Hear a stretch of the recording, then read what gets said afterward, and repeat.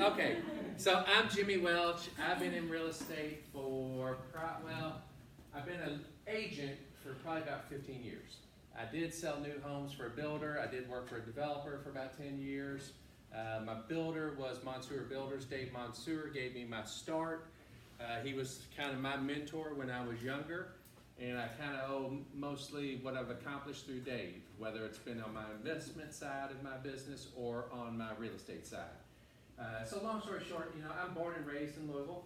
I went to Bellarmine College, graduated, started working at Sears because they paid the most money back then. For those who are old like me, you used to get a Christmas catalog. You call the 800 number, order stuff out of the Christmas catalog. Well, I worked out Firstborn Lane. We took about 22,000 calls a day. So you're talking about lead generation. People were calling us, placing orders. We're taking the calls and all that stuff. So I did that for a few years, left, went to work for a builder, like I said, Monsoor, then went to work for the largest developer in town, that was NTS. Then, after NTS, kind of sold myself out of a job, and I went to become a general agent, not knowing what the hell I was doing.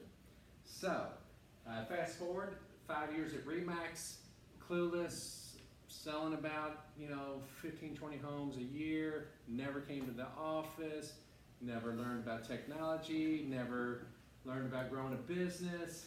Keller Williams, they had a team leader at the time who used to be an employee of mine at NTS, who said, "Hey Jimmy, you need to come to Keller Williams. Our culture, our team building, everything's really cool. You'll love it. You can have a team like you did at NTS. I'm sure you'll do good." So it was the only company back then, and it's probably still the same way. I don't know if it is still the same way, but back then, if you had a pulse and sold one home a year, Century 21 would call you, Seminole would call you, Remax would call you and say, "Hey, we'd love for you to come work for us." Well, Keller Williams was one of the only few companies I actually looked at. And when I came here, I remember I met a couple people, and I was walking through, and somebody said, "Hey, who do you use for your, who's your CRM?" I'm like, "CRM? What the hell's a CRM? And hey, who's your internet platform that gets your leads for you?" And I'm like, "What the hell is this guy? What software do you use for sale by owners expired?" I swear to God, that's my first day at Keller Williams, and I'm looking around thinking, I don't know what the hell I'm doing in real estate. I have no clue. And so I said, I got to get to this company because they're light years ahead of me, and they were. So fast forward, I come to Keller Williams as an individual agent. I used to know my numbers by heart, but I think it was like 30 homes my first year, 47, then 53, then 74, then 108, 155, 179, and 196, and 218. And so when those numbers got bigger, it's because I got bigger. I started off as an individual agent, then started hiring team members. So last year, very blessed. We have great people that work on our team. We did 218 homes for $55 million. Now, enough about me because that'll bore you. Let's talk about you guys. What's the most important thing in real estate? Listings. 3 L's, right? In Gary Keller's Millionaire Real Estate Agent book. And I'm sure Caitlin knows the 3 L's. Listing, leverage, and leads. Yep. So 3 L's, leads, listings, and leverage. The most important one is listings. Why are listings the most important? Anybody? Lawrence? You get buyers from them, so Yeah, you get buyers from. Jamie, want to add on? Yeah, it's leverage and leads. Yeah, because your sign's out there working for you 24 hours a day. People driving by, see your name on, call. They might not want your home, but guess what? You can sell them another home, right? So listings are the lifeblood of our business. If you're not focused on listings, you're missing the ball game. When I first got into the business, all I was worried about is buyers. I had friends that were buying. I didn't know how important listings were. So listings are the lifeblood. So let's talk about listings. And I'm kind of one of the guys who will shoot from the hip. I didn't prepare anything really for you guys, but this is something I teach my team. We just went over, what I'm going to show you today is something we went over 3 weeks ago for the agents on my team. And we're going to talk about listing scripts. We're going to talk about Ford. Everybody here knows what Ford is? Who knows what Ford is? Raise your hand. I see 3. Okay. Ford, in my opinion, is the most important thing. Whether you're converting a listing, an internet lead, a face-to-face, Ford is the most important thing. And it's family, occupation, recreation, dreams. Now, why do people do business with you? There's 2 reasons people do business with you. Who knows what the 2 reasons are? They like you. Good listener. Hold on, Larry said the first one. They like you. One is they like you. What's the second one? Successful. Trust you. They trust you. There's only 2 reasons people do business with you. 1, they like you. 2, they trust you. Well, why do they trust you? They trust you because you know what you're talking about. Because you might have been referred by somebody. Because you have a successful track record. That's why they trust you. They like you. Why does your spouse like you? You know? Caitlin, I see you post on Instagram, you and your husband are doing all this stuff. You know what? He likes you because you have a good personality, you're nice to him, you treat him better than anybody else treat him. They like you because you're friendly, because you're outgoing, because you relate to them, you care about them.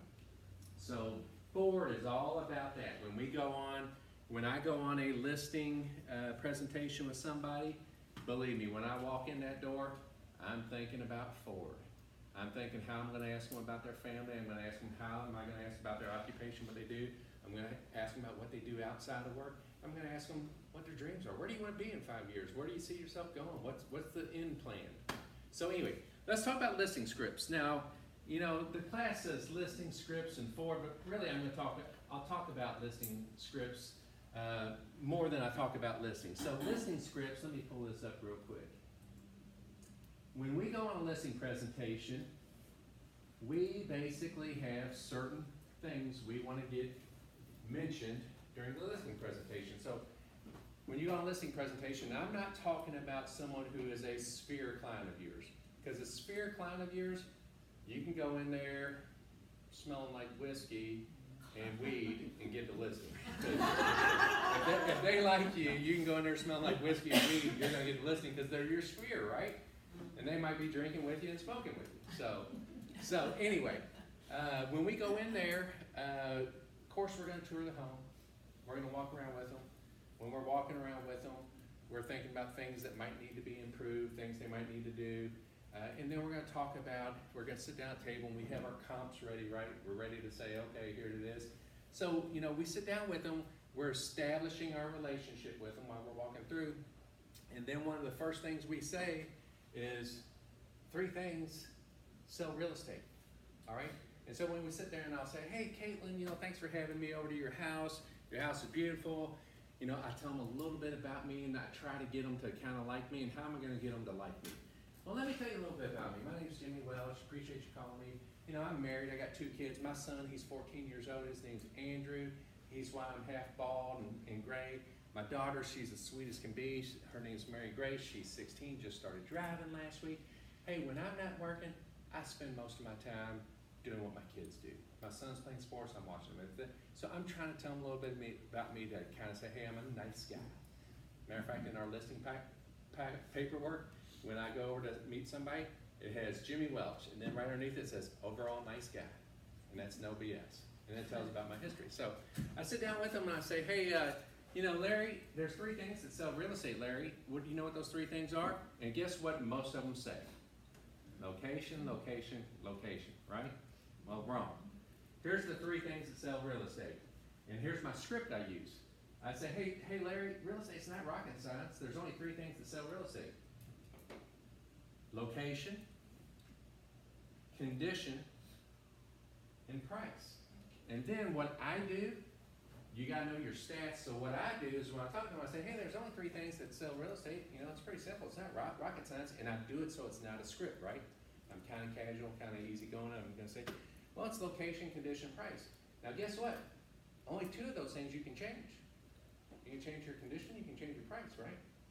So what happens if your home's on the market for 30 days and we don't have any offers and we're not getting many showings? What is it a problem of? It's a problem of condition and price. So Pam, do you want to add hardwood floors and stainless steel appliances to your home, or do you want a lower price?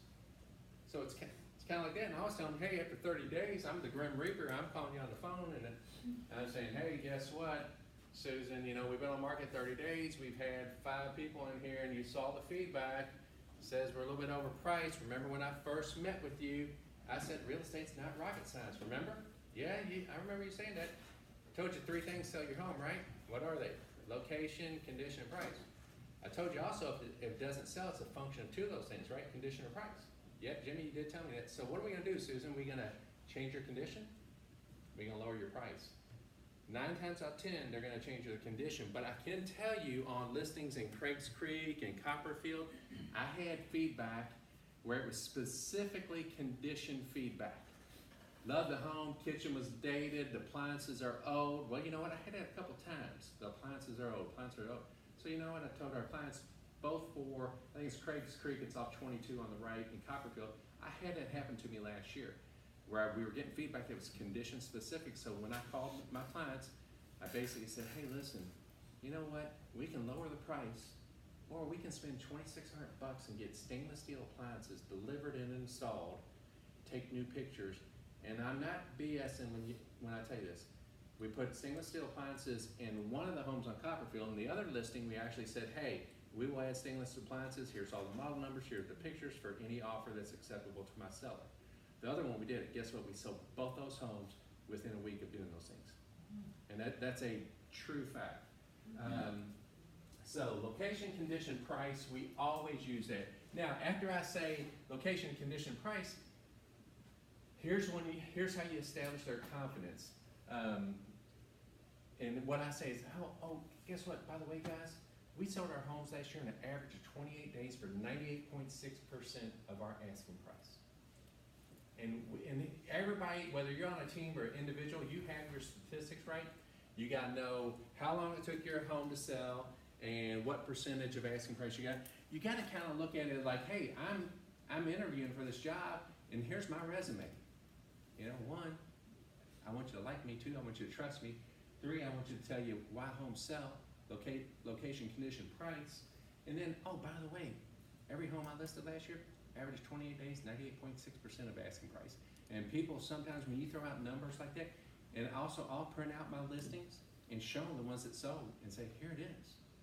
And they're like, wow. Now listen, the market was hot last year. Not as hot right now, but it was hot last year, right? Those statistics are good. But if you listed a $200,000 home last year and didn't sell in a day, you probably screwed something up on the listing. So now, that's the first thing. That's the first thing I do when we're sitting down at the table face to face after I walk through the home. But before I walk through the home, there's this other thing that I like to talk about. It's called the eyes of a buyer. Has anybody ever heard of the seller's 10 sheet that Keller Williams has? It's basically a sheet that you turn into your seller when you get in the door, and it says, hey, why don't you fill out this sheet? Why I walk through your home as the eyes of a buyer to look at how a buyer will perceive it. So basically it says, hey, would you mind filling out this seller's 10 sheet while I look through the home on my own so that I can see it through the eyes of a buyer? I want to evaluate how updated it is, see if there's any repairs we need to do that would prevent us from selling. Great, I'll be back in 5 minutes. Now, I'm going to tell you this, depending on the person, if you walk through a home with somebody, and if Caitlin's taking me through her home with her husband, she's going to say, oh, Jimmy, look, I painted this room neon green. It looks great, doesn't it? And hey, you like my shag carpet? And I did this, I did this. Well, every seller has pride of ownership. So they're going to be pitching all the pluses and minuses of your home. Hey, I should have done this, but they're going to be pitching the pluses, right? Well, when you walk through yourself, I'm looking around, I'm like, okay, there's stains on the carpet here. There's caulking issues around the tub right here. Some towels cracked and spilled away. The moldings. I'm making all my notes that I'm thinking that how's a buyer gonna see the home? Now, for those people working with buyers, what's the easiest home to sell? A home that is move-in, right? Is that the easiest home to sell? Why? Anybody? Because they don't have to imagine, they don't have to use their imagination, it's all done. Right. Pam said it right. It's already all done. They don't have to clean it, they don't have to re-caulk it, they don't have to fix their trim, they don't have to clean the carpets. It's ready to go. So move-in ready. Those are the easiest to do. So when I do it, sometimes I'll let the clients walk with me, sometimes I'll give them the seller's 10 sheet. I'm being totally honest with you on that. It just depends on the feel I get. Like yesterday I had a listing appointment, and it was in Oldham County. It's gonna come on the market for $315,000 this Friday. And it's one of those things, and I'll tell you this, I was competing with the agent who sold that home a couple years ago. And so I'm thinking, okay, this is gonna be tough. They sold the home, so of course I did my research, went out there and was using these scripts, and I said, hey, 3 things sell your home: location, condition, location, price, condition. Well, one of the things that they've done since they bought the home, they repainted the whole home. They put hardwood floor all throughout the first floor, and I mean, it's staged beautifully. And so I was like, your condition's fine, your location's great. Let's talk about price. Now, why did I want to talk to her about price? I talked to my team about this at the team meeting day. This is one of the things that I felt real good about, because I'm trying to establish myself as an expert, right? And I'm going out there and I'm showing them comps. And so here's what I noticed on their home. Bought it 2 years ago. List price was $284. Sales price was $300. And I'm like, okay. And on my notes on that listing, I wrote bidding war, ? Because I'm going to show her that and her husband, and say, hey, listen, what happened here? So then I had some other comps too that was pretty interesting within a mile radius of her home that also sold within a couple days, and it might have been listed for $275 and sold for $277 was one of them. One of them sold for $2,000 more than the asking price, and one of them sold for $1,500 more than the asking price. Yet these clients paid $16,000 more.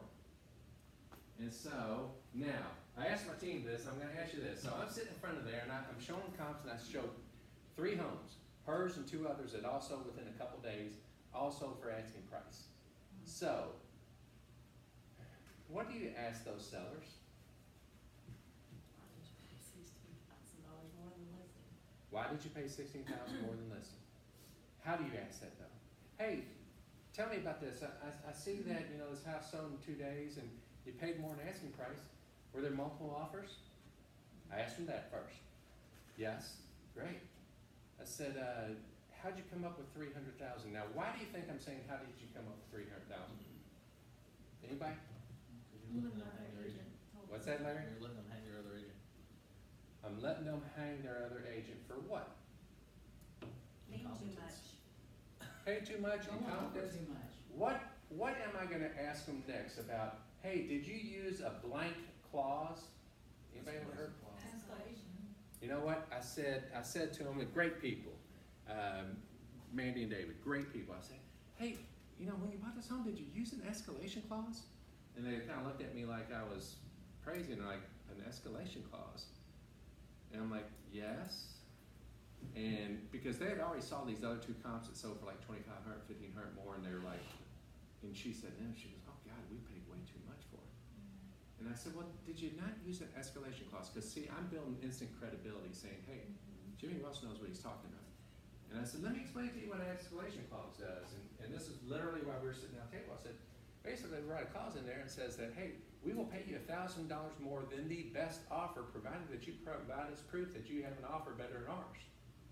If not, we're going to pay you $284.9, but we'll pay you up to $300 if there was an offer for $299. But there wasn't an offer for $299, I guarantee it. So instantly, she's looking at her husband, and this is no crap. She's looking at her husband, and she's like, I told you he was stupid. I told you. You know, she's just busting him right in front of me. So I'm feeling pretty good right now. I'm like, okay. I'm feeling like now I'm kind of winning them over. They trust me. They like me. Now I'm starting to show them facts, and I talk to them about the eyes of the buyers. And so then I get in there. I told them already location, condition, price is 3 things that sell. And then I say, okay, Mandy, David, you know, here's my deal. Here's my job. And what is my job as an agent? Anybody know what your job as an agent is? 1, you want to market their home in such a way that what? It's the most money, the least amount of time. Sells for the most money, and what else? In the least amount of time. Least amount of time? All right, so let's look at that script. Hey, Mandy, I feel like our job as your agent is to market your home in such a way that we get the most people in your door in the shortest amount of time possible to get you an offer as close to asking price. Right? That's our job. That's my job as your agent. Here's my follow-up fact. By the way, on average, we sold our homes in 34 days, 98% of asking price. That's a pretty good little follow-up fact, right? Because they're thinking, holy shit, I'm going to be moving in a month, right? Mm-hmm. And they're also, what else are they thinking? If I list my home for $300,000, what's 98% of 300,000? So I'm gonna get 294. That's what they're thinking, right? Because I just showed it to them. So that's our job. If you come through the door and you tell your client, hey, here's my job. I gotta market your home in such a way that I get the most people in your door, shortest amount of time possible so that I get you an offer as close as your asking price. And when you say it kind of like just how I said it. It flows out. It's not a script. It's not, hey, Mandy, my job is as your agent, I'm gonna market your home in such a way that, I mean, you gotta make it natural. You gotta say it the type of, you know, I have bad grammar. I blame it on I grew up in Oklahoma. I blame it on that. So I have bad grammar, and my wife always likes to correct me at the kitchen table, and I get mad about it. So make it come out the way you would talk to somebody. Make it come out nice and friendly and non, you know, just smooth. So our job. So right now, what do we have? 3 things to sell real estate, eyes of a buyer, and our job. Last one. Don't even ask me what this picture is. Looks like this guy's meditating, but it's called the 5-5-5 method. And I'm gonna tell you this, right now, today's market, the 5-5-5 method's pretty hard to do. Anybody ever heard of the 5-5-5 method? Anybody? Have you? Okay. When I show comps, I like to show, if I have five homes that are for sale, 5 that are in contract and 5 that close, if I'm in a big neighborhood and I can do it, I love to do that. But right now it's pretty tough because not much inventory. Things are selling pretty quick, and so it might be hard to find 5 homes for sale. So what I'm gonna look at is we use the 5-5-5 method to establish the value of your home. Okay, we're gonna look at 5 homes for sale, 5 that are under contract, and 5 that are sold. Now, you gotta change the script because it might be the 3-3-3 method, right? It might be the 2-2-2 method, but we would love the 5-5-5 method. And you can say, hey, I'll use the 5-5-5 method, but unfortunately your neighborhood doesn't have that many sales, so it's gonna be a little bit different. So, here's what's important about the 5. The 5 that are for sale, they're our competition, okay? Why is that important? Anybody? That's what you're up against.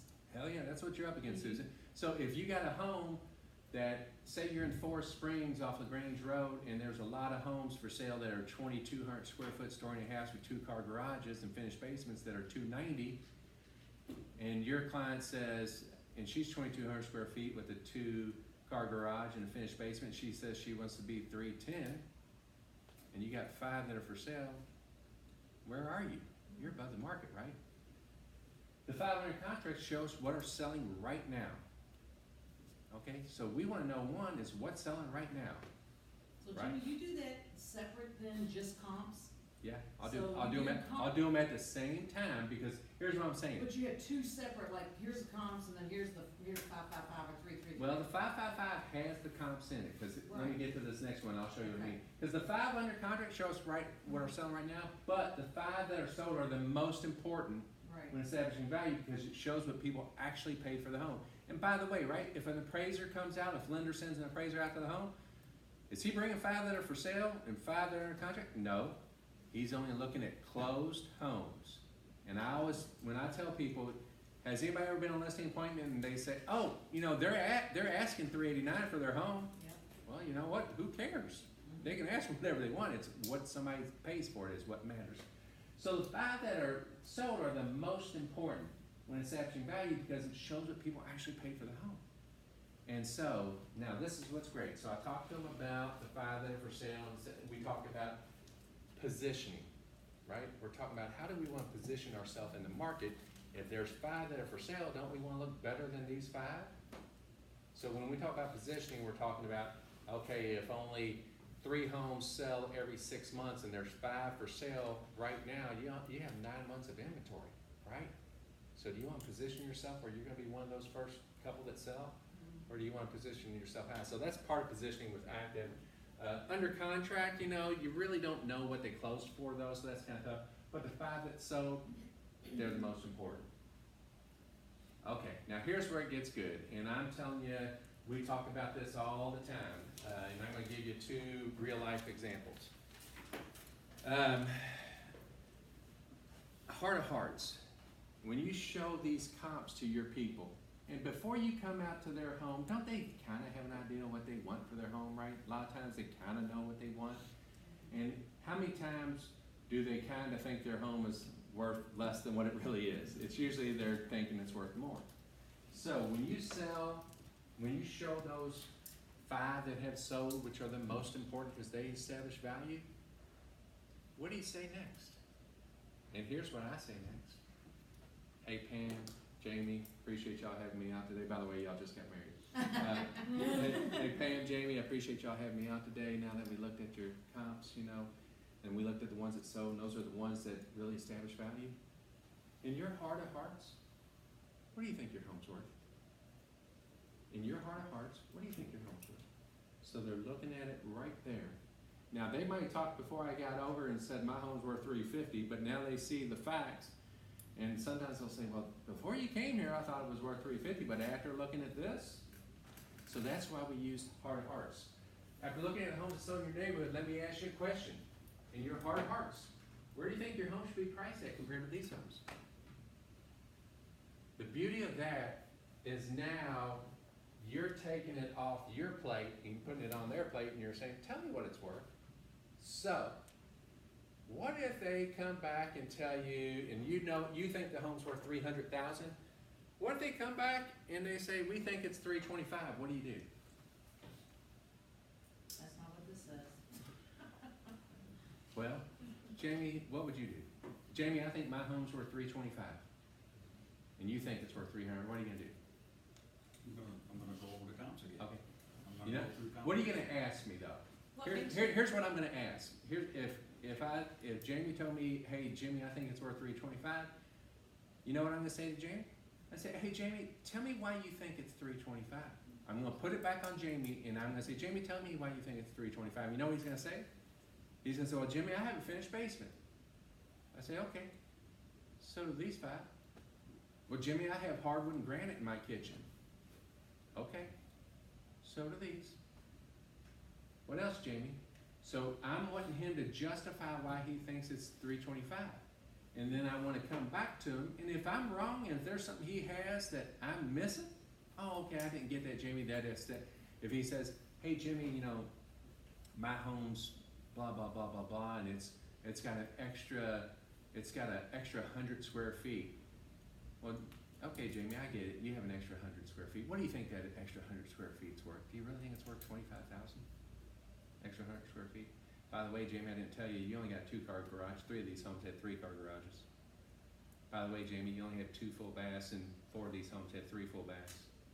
I mean, so you gotta have your ducks in a row and know what you want, but whenever someone says, in their heart of hearts, they think it's worth more than what I think it's worth, I say, well, why do you think it's worth $325,000 compared to these homes I just showed you? And I put it back on them. Now, instantly, they are scrambling to think, why is my home worth $25,000 more? And they gotta come up with a reason. And they might say, well, we redid our bath and we added new flooring and we painted. Well, I looked at these other comps, comps too. You gotta know your homework. So, in your heart of hearts. Now, I always say this: if you agree with the seller, compliment them on their decision. Larry, even though you never graduated from high school, I agree with what you thought your home was worth, and I appreciate it. And I'm amazed you got your GED and got your license. Me too. All right, so congratulations, Larry. If you disagree, ask the sellers more questions. Hey, do you think extra square feet matters? Is there value to an updated bath? Are the kitchens finished the same? So you got to ask them questions. I think one of the big questions though, like you're talking about, is if somebody does have a finished basement, Mhm. they really think if they put 50 grand into it, they think they're gonna get that 50 out of it. And that's been a lot of mine, like, well, we've got a finished basement. Well, you're right, these other ones do also. Okay, and so to Susan's point, one of the things that I do as part of my job as a team leader is I got to coach, mentor, and train agents that work for us. We have 11 agents on our team. So, and the 11 agents I have on my team, I wouldn't trade them for anybody. I mean, I love them, they're great people. One of the things we do is we always bring in an appraiser to handle one of our team meetings. And so I'll bring in Donna Walsh, and she owns her own appraisal company, and her son works for her. And I have my agents sit there with a list of questions. Hey Donna, what's the value of above grade square footage? What's the value of below grade square footage? What's the value of a 2-bedroom versus a 3-bedroom? What's the value of a walkout basement? What's the value of a 3-car garage versus 2-car? What's the value of attached versus detached? And they fire questions to her. And now there's appraisals are not exact science, but I can tell you this. Donna will say, well, you know what, if it's a finished square feet in the basement, depending on the condition of the basement, I'm gonna give them 20, 25 bucks a foot. She'll tell you. And then she says, if it's above grade square footage, I'm probably gonna give them somewhere between 35 and 45, depending on the neighborhood. If it's a high-end neighborhood, I'll probably give a little bit more. If it's a, home like in Hikes Point, I'll probably give them a little bit less. If it's a 3-car garage versus 2-car garage, I'll give this much. So we gotta kinda I compare it to having arrows in your quiver. When someone's countering you, you counter them. Hey, I know you think your home's worth $325 and these comps, are all $300. And by the way, what do you think an extra 3-car garage is worth compared to 2-car garage? Oh, I don't need 3 cars, but I know you don't need a 3-car garage, but what do you think it's worth? Is that worth $5,000? So you gotta be ready for that. So those are our, I would say this, go ahead. I don't know if this is a good time to ask this question, if you want to do Yeah. something, but it fits in here. What do you do with those people that they're with you on the heart-to-heart part, but they're not being rational and they need more than the market would really bring? Let's just say in this situation, it's a $299, but they want 3 1/4. Do you say, we can try that, and if we don't get a response, the market's gonna determine the value, we can lower the price, or do you just, how do you handle it? I never wanna take a listing for more money than what it's worth. And I can tell you this, I had a listing appointment Friday, I think it was. Pretty good week, we had quite a few listing appointments. But I had 4 listing appointments in the past 7 days. I took 3 of them. The 4th one I took because I didn't take. And when I say I didn't take it. Because they told me they wanted more than $400,000 for their condo. And I said, it's not worth more than $400,000. I didn't say it like that, but I said, here's the comps. Now look, this home sold for $398,000. This is a true example. This home sold for $398,000. It's got hardwood throughout the first floor.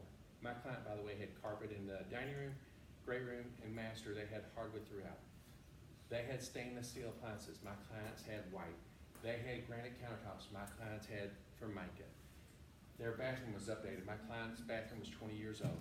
So I show them all this stuff, and I said, hey, listen, if you want me to sit here and tell you I can get you more than 400, I can't. So, I mean, I'm not gonna tell you I can do something knowing I can't.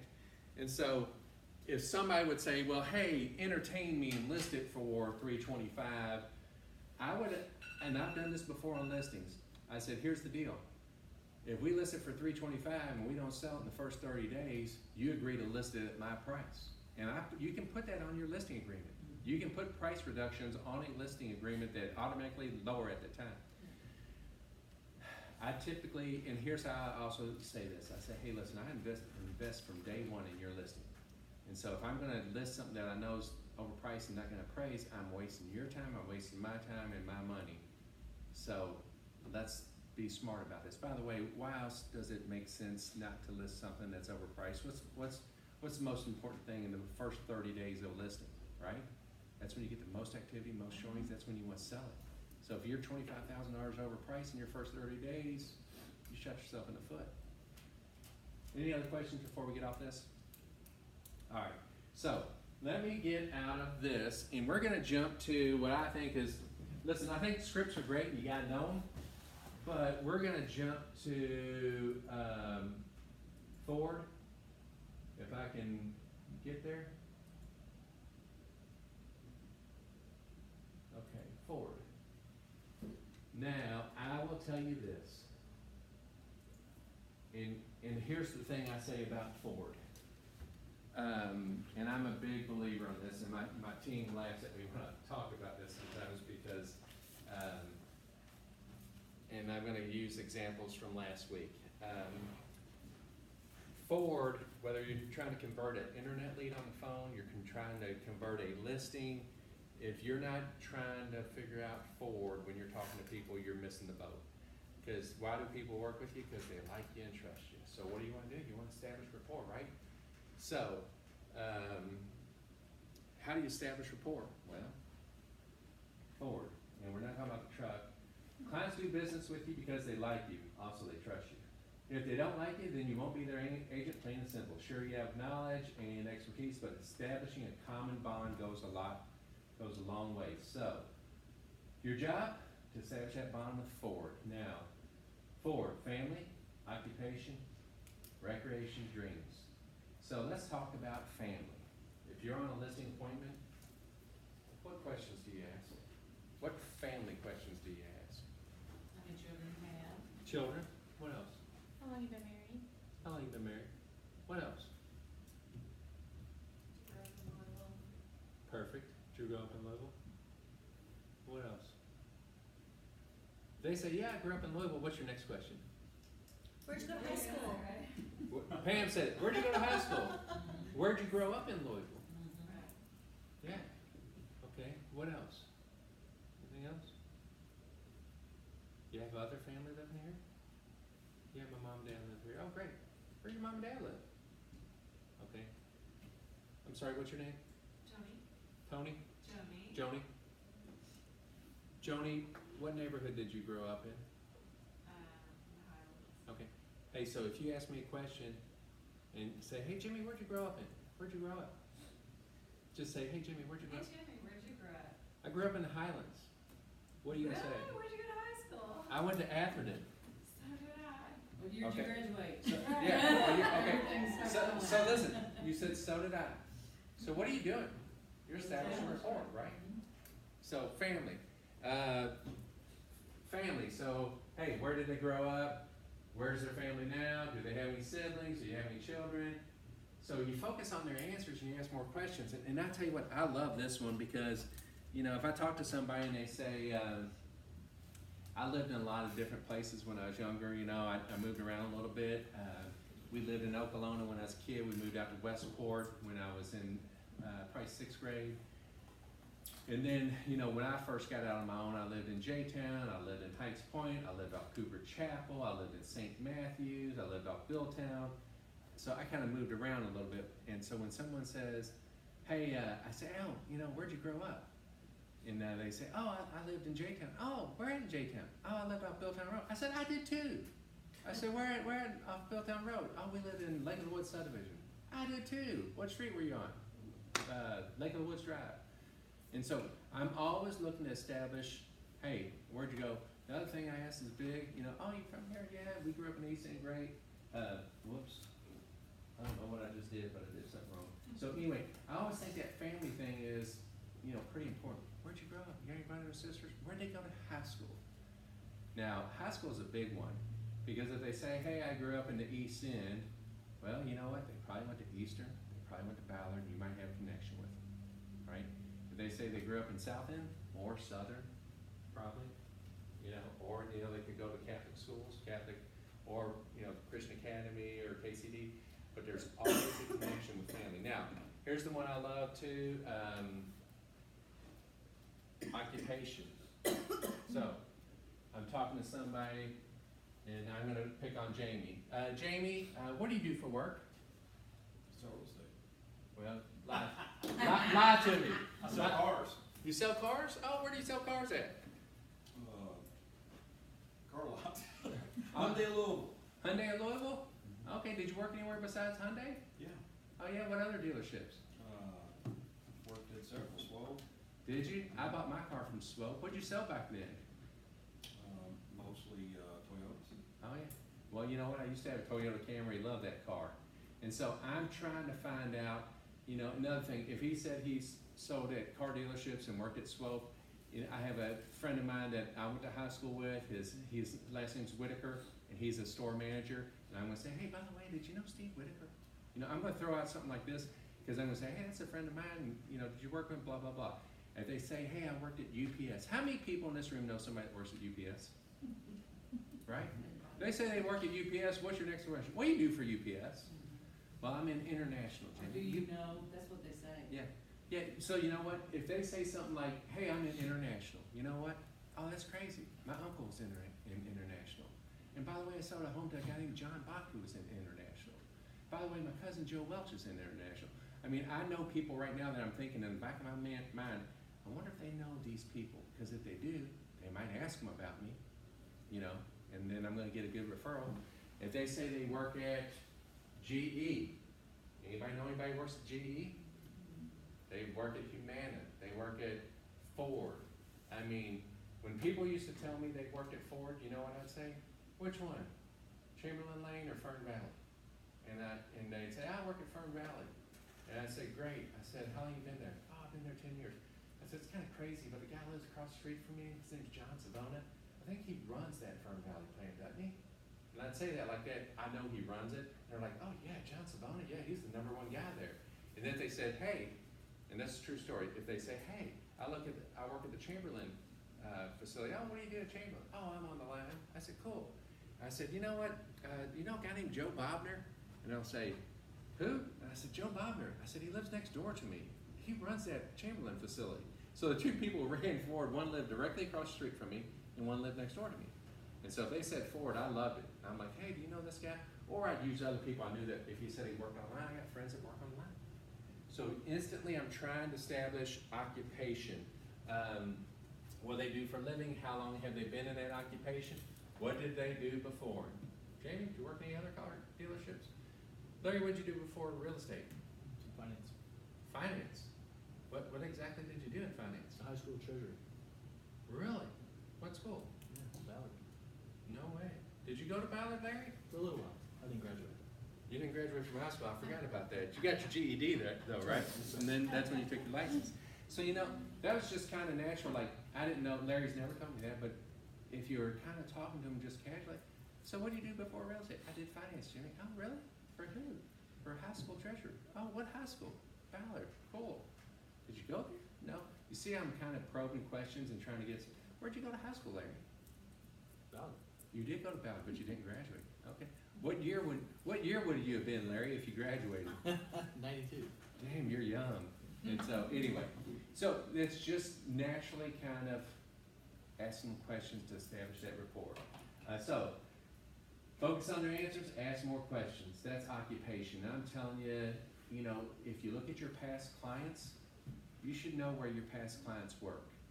And I'm telling you, and it's part of developing a relationship with your client, but if one of my clients comes in the door, I know where he works. Hey, Kevin, you know, how's the energy business, Kevin? What do you see going on right now? And Kevin's a client of mine, good friend of mine, used to be, worked for a big, used to be president for a big energy business. And, you know, he's referred me clients, he's been a good friend of mine for years.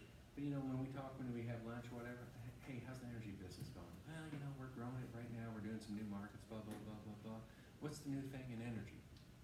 You know, I mean, I can talk to him about his business, and then usually, you know, we'll eat lunch and all that stuff and kind of end it there. But, you know, you always want to know what's going on with their work. Recreation. Okay, let's talk about recreation. You don't sit in your listening appointment and say, hey, Caitlin, what do you do for recreation? You know, you don't, it's not like that. But, you know, one of the questions I might ask, I said, after I find out they work at, you know, your husband used to sell cars, right? What'd you do before real estate? Worked at a bank. Okay, worked at a bank. Okay, so when I'm talking to Caitlin and her husband about working at a bank and selling cars, you know, and then y'all have 2 kids now? Mm-hmm. And I might casually bring it up like this. I'll say, hey, what's your husband's first name again? Caleb. Caitlin, what do you guys like doing outside of work? Because I just left occupation, and now when I say, what do you like doing outside of work? What am I really talking about? I'm talking about recreation. So, hey, Caitlin, what do you guys like doing outside of work? I like hiking. Really? Where do you go hiking at? We try a new trail all over Louisville. No way. Can we go out? Mm-hmm. You know what? It's so funny you say that, Caitlin, because I was at the airport and ran into one of my past clients named Scott. He's a big hiker, and actually when we go to Vegas every year, he will go to a canyon out in Vegas and hike for 4 days. And he backpacks, and he sets up a tent and spends the night in the parks and all that stuff. But he was telling me about a real cool trail, and this is how I try to relate to Caitlin and Caleb. He was telling me about a real cool trail that when you cross the new bridge and go east, it's about a mile off the new bridge, and it was a 2.5-mile trail that runs around the river. That was real cool that he's going. He gave me, there's an app on my phone that I downloaded. It's called Trails USA or something. I don't know if you have that app. I have one of them. Yeah, so anyway, But I would instantly, when she told me she likes hiking, I'd instantly tell her that. And then I'd also tell her, you know, I got a lady on my team that, you know, she's been hiking in Colombia, she's been hiking in Switzerland, she goes all over, that's her number one thing. So, Jamie, what do you do for fun? Fish. Fish? What do you like fishing for? Bass. I suck at bass fishing. Yeah, I mean, I would tell them this, listen, man, I tried to, there's some type of knot you tie on there, and I forget what it's called. Do you know what I'm talking about? You tie like a It's not special. fly fishing. No, it's like a bass, it's a bass fishing, but you gotta tie your hook. Cause I can't even do it the right way. I Googled it and all this stuff. Texas something, I think. Texas rig? Texas rig, yeah. Yeah, Texas rig. I don't know what the hell, but I'm starting to talk to him about bass fishing. Now, I will tell you this, my cousin, Mike Lieber, listen, he carries his boat every day to work. He goes fishing in the summertime. He's a bass fisherman, goes down to Florida, goes all over the place, and he enters these competitions because that's his passion. Do you fish a lot? No. Every weekend? Try to. Wow. What's the biggest bass you ever caught? 8 pounds. Wow. So I'm trying to establish rapport. So you're asking, you know, hey, what do you do? Now I'm gonna tell you this. People will say, hey Jimmy, what do you do outside of work? Larry, what do I do outside of work? Nothing. Larry, what do I like doing outside of work? I know. I was gonna say Poker. Yeah. Poker. Okay, listen. I love poker.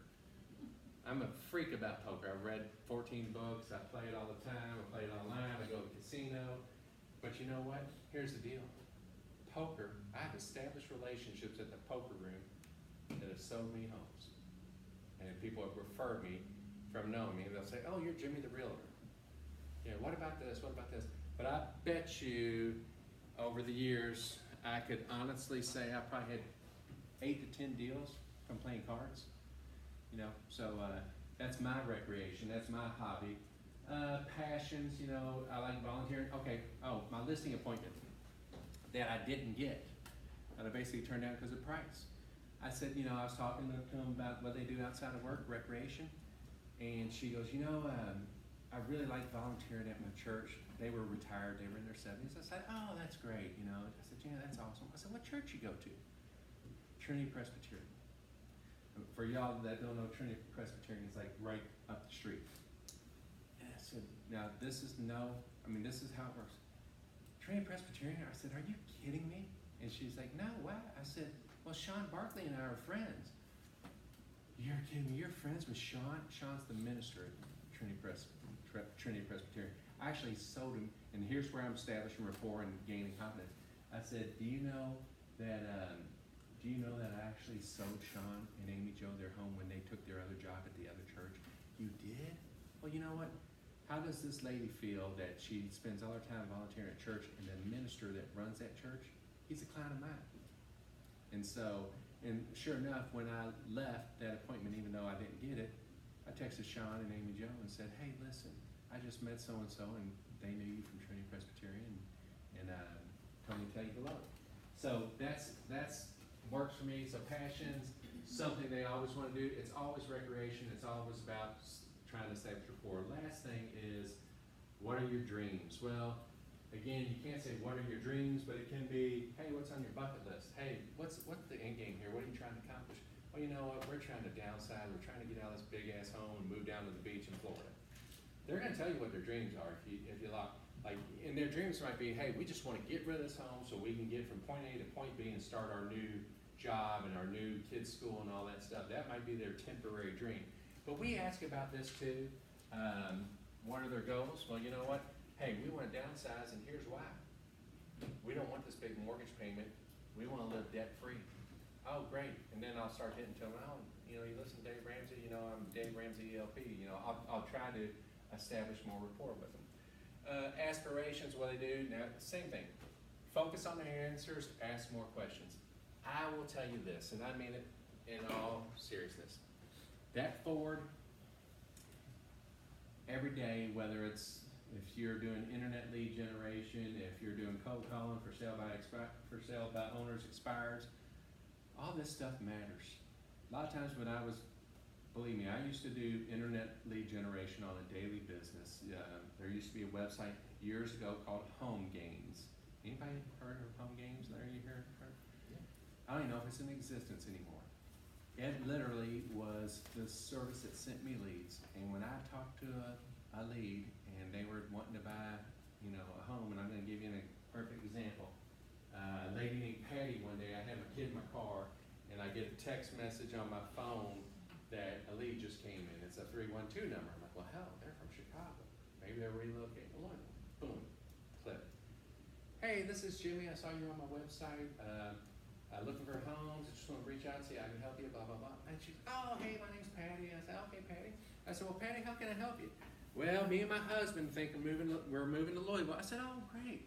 I said, what's taking you to Louisville? Oh, my job. What's your husband do? Oh, he's in the financial business. I said, great. Well, all of a sudden, I'm talking to her, and I'm in my car, and I forget, and I hear, welcome to McDonald's. How may I help you? And I'm like, she starts busting out laughing, and I'm like, I'm sorry, Patty. I got my kid in my car, and I said, we're getting ready to order food, and she goes, oh, go ahead. And I said, you know, give me a Big Mac meal, blah, blah, blah. And so anyway, I ordered food, and I said, I'm sorry, Patty, I got my boy in the car with me, and she's like, oh, don't worry, I have 3 kids, I know how it is. Oh, I said, and then instantly, we're not talking about home. I said, how old are your kids? I'm not worried about real estate. I'm worried about establishing a rapport with Patty, right? So she was like, well, Keegan is 10 or 11 at the time, Caden's 4, and Kylie's 8. Real names, real family. And I said, well, okay, awesome.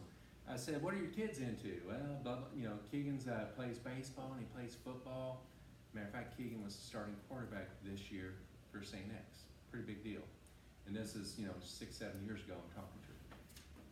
So I'm starting to establish rapport. I said, hey, what's your husband gonna do? Well, he's in the financial business. I said, what are you looking for? Well, you know, we got to sell our home in Chicago and we're looking at Louisville. I'm like, great, you know, what price range are you looking for?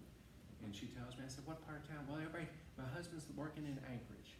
I mean, this is 7 years ago. I still remember it like it's yesterday. He's working in Anchorage, so we want to be close by. And, you know, we've heard about some of these neighborhoods. And I'm like, oh, what neighborhoods have you heard of? And she told me, and I was like, well, that's where I live. Well, guess what? Here's a woman moving from Chicago with her 3 kids. She already knows I have kids. I've already established, you know, a relationship with her and what her kids like to do and what they're into. And I'm talking on the phone, and then I switched over to, what are you looking for? Where are you looking? And the neighbor, she told me, that's where I live. Now, the crazy thing is, when they moved to Louisville, they couldn't buy because their home wasn't sold, so they had to rent for a year. But because I established a relationship with them, a year later, they're calling me, and I sold them a home, a nice home. And real good people. But that's, I'm telling you, that's why I think Ford, I think people miss the bucket on this stuff, whether they're doing listing presentations or internet lead generation. They get leads, and they're so worried about, hey Jamie, I saw you on my website. You know, what are you looking for? Oh, I was just looking. Oh, okay. Well, listen, I'm going to set you up on a search. If you tell me, no, I'm just looking. Okay. Well, you know what? That's 90% of internet lead generation. But if you get someone on an internet lead who starts talking, and you can establish any type of relationship with them. You know, hey Jamie, why are you looking to move to J-Town? Well, I want to be closer to my work. Oh, really? What do you do for work? I work for, you know, XYZ packaging company off Bluegrass Parkway. Oh, yeah, I know exactly where that is. I'm about 5 minutes away. Oh, really? Where are you at? Well, we're right off Shelbyville Road, but I cut down Blankenbaker to get to Bluegrass. Oh, yeah. So, how long you been there? Blah, blah, blah. And so I'm starting to talk to him, let him talk about himself and what he does, and then he's going to feel proud about what he does because I care about what he does. So anyway, Ford, I think that's the number one. The listing scripts I use, they work. The 555 method, all that stuff, our job, all that stuff works. I guess if I would wrap it up to you, I think sometimes as agents, I think we feel like we lose the fact we're more worried about the sale than the person. And if you worry about the person, the sale's gonna come. And that's when you gotta actually, and listen, when I talk about Ford, I'm not doing it from a non-caring way. I care. Because if I take care of these people, they're gonna take care of me, so I truly care. So you gotta care, and you can't, you know, oh, you work off blank bears, good. Okay, so what price range? I mean, you gotta really care about it. So, any questions about Ford? How long are you in on your listing presentation? Depends. I try to keep it less than an hour, but sometimes, like yesterday on my listing appointment, when I went on that listing appointment, they wanted to sign paperwork right then and there. And you know, that was the appointment I talked to you about, the escalation clause and all that stuff. They were ready to go. And so we signed paperwork, we're well on the market Friday. But I try to keep it rolling. I try to, you know, stay under an hour if I can. I do try to establish Ford. I will, if Ford's going good for me, and I know that I'm getting them to communicate back and forth with me, I don't care if I stay 2 hours. Because what's the end game? The end game is to have them as a client, right? And if it takes 15 minutes or, you know, 5 hours, you want that client. Because if not, Caitlin's gonna come in, Larry's gonna come in, Pam's gonna come in, somebody's gonna come in and get them. And I've lost plenty of listings. It takes me a while to recover, but I think, you know, I don't think there's a right answer to how long the time takes, but I try to stay under an hour. Any other questions? So you basically use Forward to make a connection to build a rapport. Hell yeah. So you're trying to connect something, every time they say something, you wanna. Whether it's the guy working at, and when I say whether it's the guy working at Academy Sports and I'm buying a bass fishing pole for my son, and I pick up the guy who's selling me the bass fishing pole as a client, I'm using Ford with him. It just comes natural. After you do it for so long, it comes natural, but that's how I'm doing it. Go ahead. Well, I want you to back up to those calls where if they do say, oh, no, I just wanna look, I was just, you know, I was interested in this house, or my neighbor's selling their house, I was being nosy. So, how Okay. could you even use Ford with that? Well, hold on. You're just looking, well, let me ask you a question. If you could find the perfect home at the perfect price and the perfect location, would you buy it? Yes. Well, what's the perfect location? Perfect location is Middletown. Well, why is that perfect for you? Well, because it's gonna put me close to work, it's gonna put me close to where my kids go to school. Oh, I didn't know you had kids. How old are your kids? See how I turned it to Ford right away? Well, they're 10 and 12. Where are they gonna go to school? Well, they're gonna go to Crosby. Oh, Crosby, yeah, my best friend lives 2 doors down from me, that's where his kids go. So You know everybody, Well, I don't fear. so I instantly, Living here and being here. well, it helps. Now listen, I But instantly, Jimmy doesn't know it. but I instantly turn it to Ford. I'm telling you, if you can get Ford, you're establishing a relationship with them. If you're not trying to get Ford and you're more robotic on the phone and you're like, hey, okay, what price range are you looking? Where are you looking at? Do you want me to set you on a search? You know, if you got somebody who, think of all your, for those who've been in it a while, think of all your past clients. Did you ever establish Ford with them? Have you? Absolutely. Right. I mean, you have to. You have to develop a relationship with them or they're never gonna give you business.